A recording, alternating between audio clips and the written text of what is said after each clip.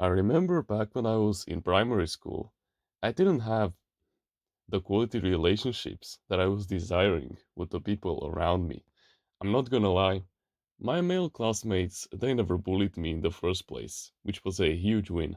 But even if they did, oh, I wouldn't have forgotten it until this time. But besides that, even though they never bullied me directly, they still kind of bullied me indirectly because whenever I tried to connect with them on a deeper level, like I try to ask them deep life questions that I like to think about because, I'm an old soul in a young body, so I like to think about those kinds of questions. Or whenever I just wanted to join a conversation with them about anything, it didn't matter. When I just wanted to get some social intelligence and I just wanted to socialize a little bit, the entire conversation shifted onto me and onto making fun of me. And I was like, what the heck? And this got even worse when we had our PE class and when we were playing dodgeball, bro, and volleyball especially. That was even worse with my male classmates in primary school. They were literally yelling at me so hard that still remember it to this day. And I'm not really that much into sports. Like football, volleyball, basketball, they never truly interested me. So I never really tried in them when I used to play them. Maybe it was a sign of low testosterone, low adrenaline, but I don't know, it's just that authentically, I just don't like to play it as much. But now that I've raised my testosterone and I've become more disciplined and more productive, yeah, the male urges are there to completely try hard it. But back when I was like 14 years old, before I even knew about the concept of testosterone, yeah, I wasn't really much mindful during the basketball and volleyball games. So I really lagged behind. However, what was there was the desire to earn their respect, which was why, whenever we were playing floorball, which was the only sport that I was good in primary school, and whenever I scored a goal, I instantly saw everyone light up. There were the handshakes, there were the greetings, there were the compliments coming out of nowhere. Yeah, and I noticed something very interesting. And this was besides, like, after we played the volleyball game. This was basically at home when we were playing video games, which was the place where I was 100% confident in. Even though I was bad at Minecraft, I still felt comfortable playing it. And we were once playing this mini game in Minecraft called Bed Wars. You basically have this bed and you have to protect it so that the people from other teams, they don't break it. So you need to, collect resources like gold, for example, and then you need to use the gold to buy stronger weapons, stronger pickaxes, armor, and especially blocks to barricade your bed so that it doesn't get broken. Yeah, that type of minigame. And whenever we were playing Bed Wars, all of them, all of my male classmates, they were just doing whatever the fuck they wanted. They didn't even care about the victory, which I found very bizarre. When we were playing these real life sports, they were going all out, and when it was a video game, they were completely not even taking it seriously. They weren't even mindful half of the time. And so one day, I just couldn't take this shit any longer.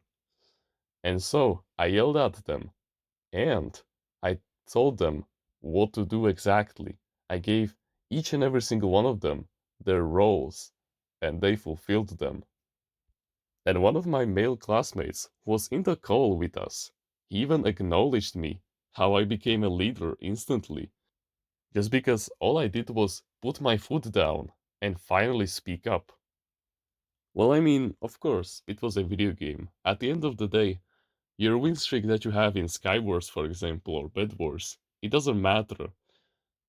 It doesn't correlate with your value as a man in real life. Well, it kind of does because you're still playing a video game, but it doesn't affect like your real life status. and your real life status is what actually matters. So maybe that was the reason why they were taking it as seriously. But what I saw on that day completely mirrored what was happening in the real life. Because, believe it or not, after we stopped playing our PE and we actually went back to have our normal subjects like maths, like chemistry, like physics, for example, they were just sitting in their desks and quiet. They weren't yelling, they weren't, actively saying slur words to you, they weren't actively saying bad things about you in front of the entire class. No, they were passive aggressive, which was exactly what they were doing inside of that video game. Instead of actually working together, they were just dicking around and having fun, whilst not caring about anyone but besides themselves. And then they were arguing when our bed got broken, and it just wasn't pretty. And the number one thing that they were doing constantly, instead of collaborating, they were saying slurs to each other like they were actual enemies. And yeah, I know that it was just a bros thing. Like, they told each other that they were idiots, and then the next day everything would be fine. That it was just a sign of high testosterone, like male competitiveness and stuff like that. But at that time, I looked at it deeper and I noticed something. So many people these days, they are just anxious. They are not confident to speak up. And yet, when some guy breaks the cycle, everyone follows him. Because think about it. In like those hundreds of hours that I've played with my male classmates, like Minecraft, CSGO, and other video games. Sure, sometimes when we are playing CSGO, that's when they truly try hard at that. But other than that, I never heard them say, okay, you do this, you do that, you do something over there, I don't know. Just make sure that it works. They never said anything like that in those hundreds of hours. They never actually became leaders. They mostly just said that, oh, rush A, plant the bomb, and stuff like this. And when I spoke up for the first time, that's when everyone followed me. They actually fulfilled their roles. Now, I don't think that we won that game of Bed Wars, but we tried our best, and that's what mattered. So think about it. Why didn't they lead if there were those high value, high testosterone level, confident young men that they were constantly labeling as each other? Well, because they were anxious.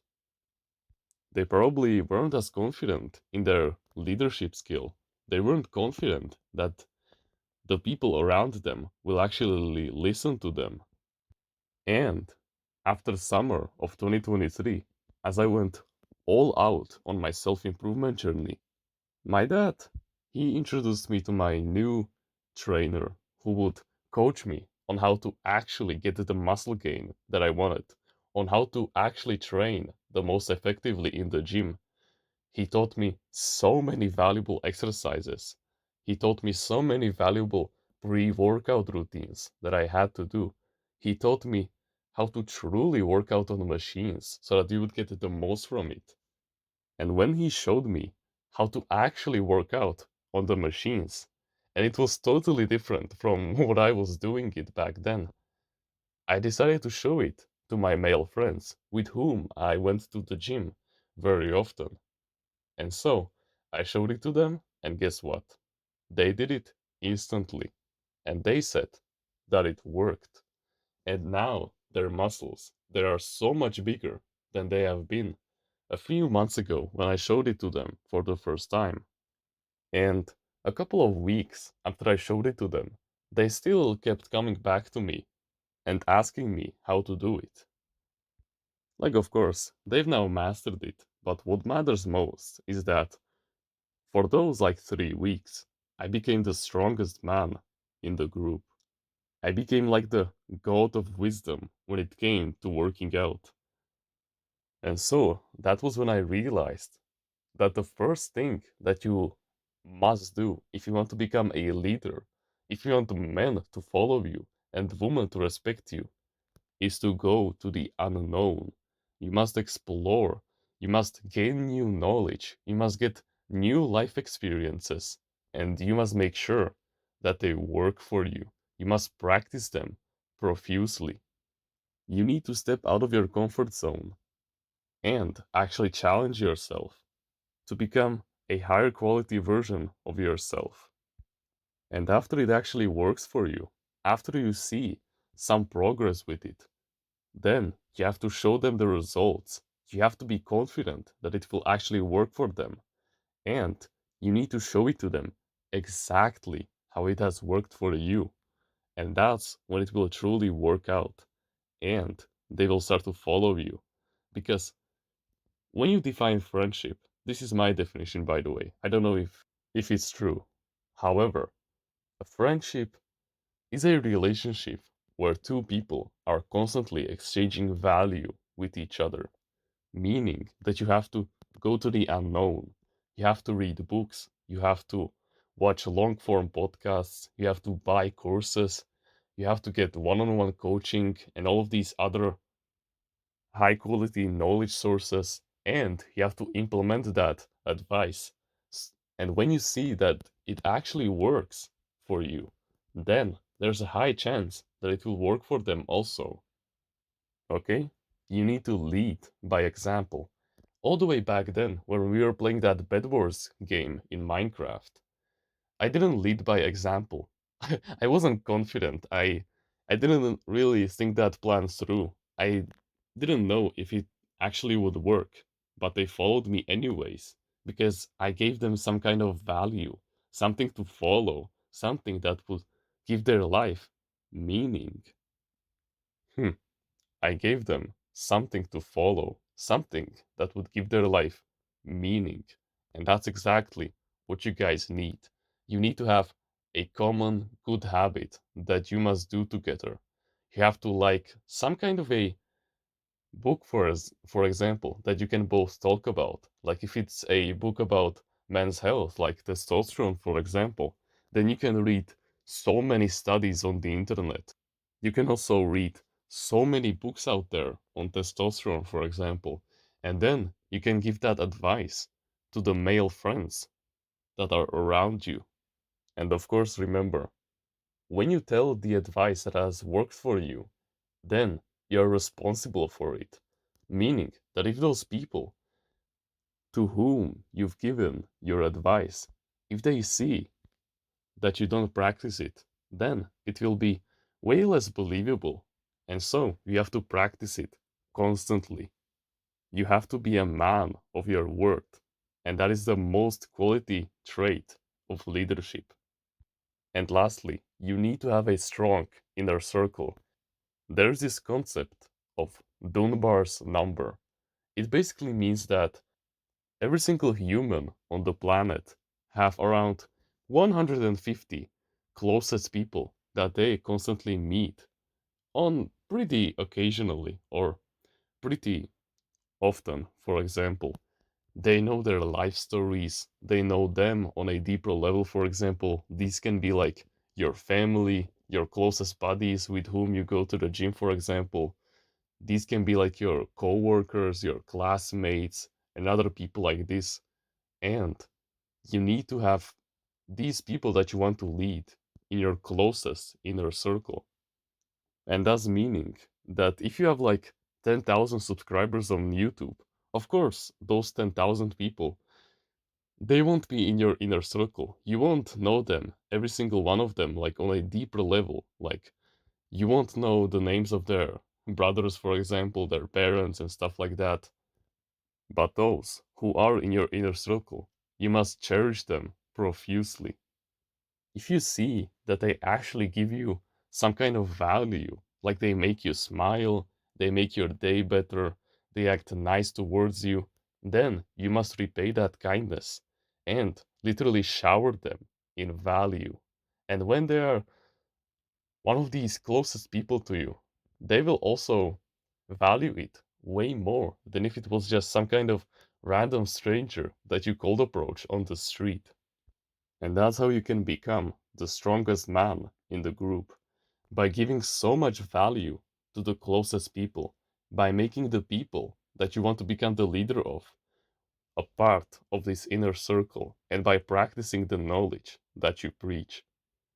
And if you want to become a part of community where these people, these like-minded men, just like yourself, who share the same values as you, who are becoming the best version of themselves every single day, who will be like your healthy competition, and who will be like your blood bonded brothers, then you can join our Discord clan in the description.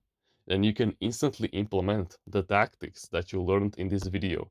If you already have some kind of value that has worked for you and you want to share it to form high quality friendships, then you can do that just over there. So please, I know that you have way more potential than you think you have, and I know that you're destined for success if you're watching videos like these. So please, get closer to us and join us on the path of greatness and leave the 99% of people behind. Those people who give you no value. But other than that, you can like the video, you can subscribe if you like, join the email list in the description and get yourself a free ebook about mindfulness. Comment on which part of the video you liked the most and which part of the video you will implement into your daily life. Don't forget to join the clan, you're still invited, and become a part of the family. And with that being said, thank you very much for watching this video, and remember, no one is better at being you